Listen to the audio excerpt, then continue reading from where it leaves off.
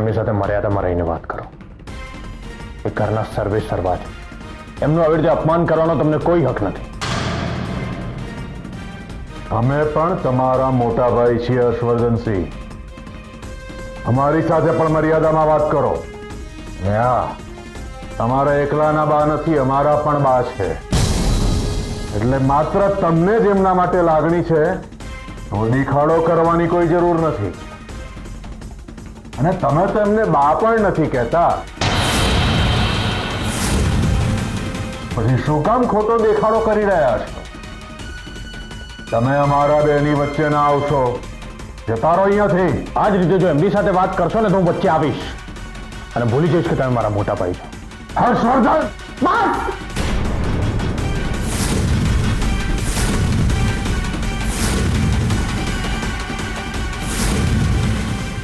Enough.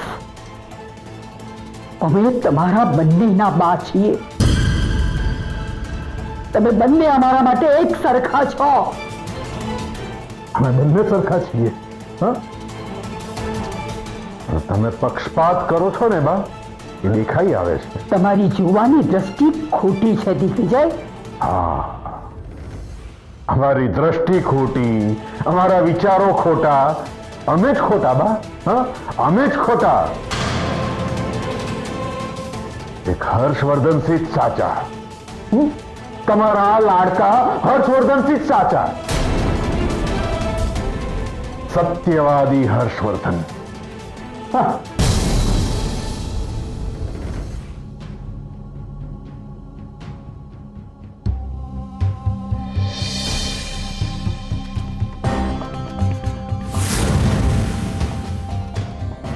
તમારે આટલા દુઃખી થવાની જરૂર નથી. આમની તો આદત છે નકામા બરાડા પાડવાની.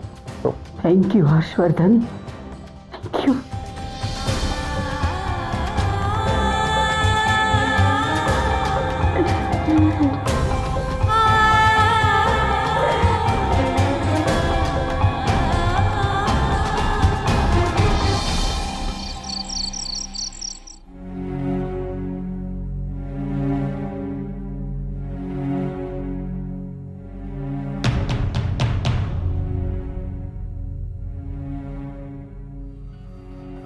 શું હવે તારા માદક દ્રવ્ય વાળો કેસ કેટલે પહોંચ્યો? જુઓ ને, હજુ ત્યાં ને ત્યાં અટક્યો છે. મારો ઇન્ફોર્મર પેલા માણસને ટ્રેક જ ના કરી શકે, જેણે મહેશ્વરી મેડમને રૂપિયા આપ્યા હતા. કોઈ ફોટો છે એનો? ના, કારણ કે મહેશ્વરી મેડમ અને એ જ્યાં ઊભા હતા તે કોઈ સીસીટીવી કેમેરા જ નહોતા. ગાડી નંબર? ના કે સર, હું ગાડીથી દૂર હતો એટલે ગાડીનો નંબર દેખાયો જ નહીં. હવે મહેશ્વરી મેડમને તો ડાયરેક્ટ પૂછાય જ નહીં કે તમે જેની ઉઘરાણી કરતા તેની ડિટેલ્સ આપો. પૂછી જો, 10 દિવસની રજા મળી જશે, સિત્તે સસ્પેન્ડ. પણ કેસર, મેં મારા ઇન્ફોર્મરને વાત કરી દીધી છે કે જ્યાં જ્યાં ઇલેક્શનનું વાતાવરણ જોર પકડતું દેખાય ત્યાંની તપાસ કરતો રહેજે. કર. શું મેડમ, જવું નથી? બસ જવું જ છે. એક મિનિટ. હા લક્ષ્મણભાઈ. મેડમ, તમારા ડેડી જેની સાથે ડીલ કરી રહ્યા છે એનું નામ છે દેવરાજ. બાપ દાદાની જમીન છે, એ વેચવા કાઢી છે. એ જમીન મુદ્દે એના કઝિન ભાઈ જોડે એનો વિવાદ ચાલી રહ્યો છે. એણે તમારા ડેડી સાથે 70% કેશ અને 30% વ્હાઇટ મનીમાં સોદો કર્યો છે. એટલે કઝિન ભાઈઓને 30% માંથી જ ભાગ આપશે. એટલે 70% દેવરાજ કેશ લઈ જશે અને એમાં મારા ડેડીની પાર્ટનરશિપ હશે, રાઈટ? યસ. ડીલ થઈ ગઈ કે બાકી છે? ના, કાલે થવાની. આ દેવરાજનું એડ્રેસ મોકલ મને. ઓકે. ભૂપતભાઈ. Yes madam. ગાડી કાઢો, આપણે એક જગ્યાએ જવાનું છે. ચલો, આપણે રેડી. ગાડી કાઢું છું. ડેડી, તમારી સાથે ડીલ કરવા માટે મારે તમારા જેવું જ થવું પડે.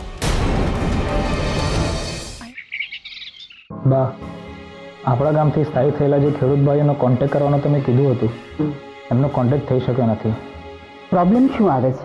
એમાં એવું છે ને કે તો ચૂંટણી નજીક આવી રહી છે ને આપણા ગામના ખેડૂતો વડોદરા, મુંબઈ, સુરત જેવા દૂર દૂર શહેરોમાં સ્થાયી થયા છે. એટલે એ લોકોએ તો આવવા માટે ચોખ્ખી ના પાડી દીધી છે અને અમુકનો કોન્ટેક્ટ થયો નથી. અને જેનો થયો છે એ લોકોને આપણી વાત ઉપર વિશ્વાસ નથી આવતો અને અમુક તો એવી દલીલો કરી રહ્યા છે કે આ તો ખાલી ખેડૂત બજાર સમિતિની ચૂંટણી છે ને, કોઈ લોકસભા કે વિધાનસભાની થોડી છે.